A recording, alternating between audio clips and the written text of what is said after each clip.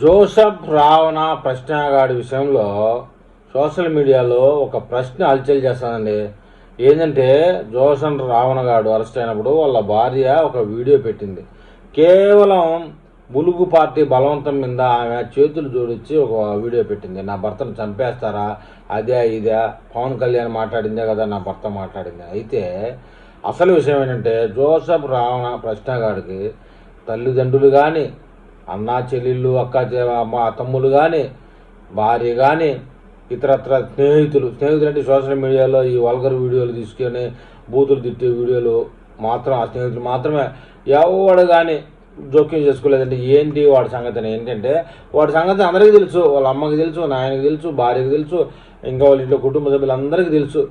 వాళ్ళ ఊరు అసలు ఏంటి వీడి భవిష్యత్తు అని ఎవరికి కానీ, జడాసేవనికి కానీ, లాయర్లకు కానీ, ఎవరికి కానీ ఫోన్ చేసి అడిగిన దాఖలాలు లేవండి. వాడు బతికింతేలే అని వాళ్ళు సైలెంట్ అయిపోయారు. అయితే ప్రకాష్ రాజు మటుకు 10 మాటలు ఫోన్ చేశాడని జడాసేవని నేరుగా చెప్తున్నాడు. వాళ్ళ భార్య ఫోన్ చేయలేదట. గమన అయితే 100 సార్లు ఫోన్ చేసిందంట. గమన అంటే వీడియో ఫ్రెండ్, యూట్యూబ్ ఛానల్కి సంబంధించిన ఆఫీసులో వాళ్ళిద్దరూ కలిసి పనిచేసేవాళ్ళు గమన.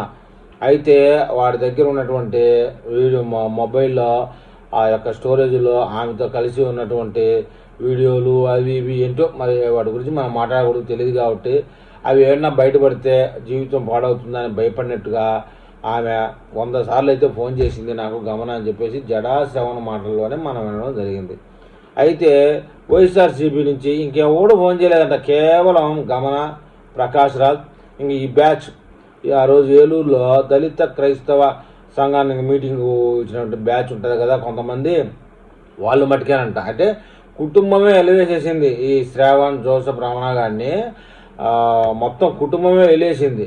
అయితే వీళ్ళందరూ వెలేస్తే వీడికొక్కడికి ఎందుకు పట్టింది జడాసేవన్ అనే వ్యక్తికి? ఈయన జడాసేవన్ అనే వ్యక్తి ఎంత పలుచనైపోయాడంటే, ఈయన జడ్జి గారు, డిస్మిస్ చేయబడిన జడ్జి, తీసివేయబడిన జడ్జి, సరే న్యాయవాది, దళితులని చెప్పుకుంటాడు. క్రిస్టియన్ అనే మీటింగ్కి వెళ్ళి తర్వాత భయపడే నేను హిందువుని అని చెప్పుకుంటాడు. ఒక మాట మీద నిలబడేవాడు కాదు. మొత్తానికి ఇతనే కావాలని మన రాష్ట్రంలో ఉన్నటువంటి ఒక పార్టీకి ఏదో జాకీలు ఎత్తి లేపాలని, దళితులందరినీ ఆ పార్టీలో చేర్చాలని బలవంతంగానో ఇంకొక రకంగానో ఈ మీటింగ్ పెట్టినట్టు తెలుస్తూ ఉంది. మొత్తానికి నేను చెప్పదలుచుకుంది ఏంటంటే, ఈ యొక్క జోసెఫ్ రమణ ప్రశ్నగాడు వాళ్ళ కుటుంబమే వదిలేసినప్పుడు, వాడి సర్కిలే వదిలేసినప్పుడు మన జడాసేవన్కి ఏమైంది? ఏమంత అవసరం వచ్చింది? 4 కేసులు, 4 బెయిళ్ళు, ఈ యొక్క ధన సహాయం ఎవరు చేశారు? ఇలాంటి కేసుకి ఒక లాయర్ని పెడితే మినిమము ఎంతో ఒక 25,000 నుంచి ₹1,00,000 వరకు ఖర్చు అయ్యే ఛాన్స్ ఉంది. ఈ డబ్బులు అంతా ఎవరిచ్చారు? ఎందుకు నువ్వు అని మీదేసుకొని తిరుగుతున్నావు? అలాంటి వాటిలో మళ్ళీ నీ మీద కూడా కేసులు భరించి వీడిని ఎంటేసుకొని తిరుగుతాను అంటే నీ ఉద్దేశం ఏంది? రాష్ట్రాన్ని ఏం చేయాలని, దళితుల్ని ఏం చేయాలని, ఇలాంటి జోసెఫ్ లాంటి వాళ్ళని ఇంకో కొంతమందిని తయారు చేసి రాష్ట్రం మీదకి వదిలితే రాష్ట్రం ఏమైపోవాలని అనేది ఒక ప్రశ్నగా ఉందండి. మొత్తానికి ప్రశ్న రావణ్ జోసెఫ్ వాళ్ళ కుటుంబ సభ్యులు ఇంటర్వ్యూలు ఇవ్వడం కానీ, మా వాడు అదని కానీ ఇదని కానీ ఏం లేదు. మొన్న విజయవాడలో రౌడీ షీటర్ వాళ్ళ కుటుంబం, అమ్మ, మేనమామ, ఇంకొకరు బాబాయిలు వచ్చి మీడియా ముందు గగ్గోలు పెట్టారు. మరి వీడు ఉపా చట్టం కింద జైలుకి పోతే వీడి కుటుంబ సభ్యులు ఎవరు కూడా ఇది మంచిది కాదు, ఇది మంచిది అని కూడా రాలేదే.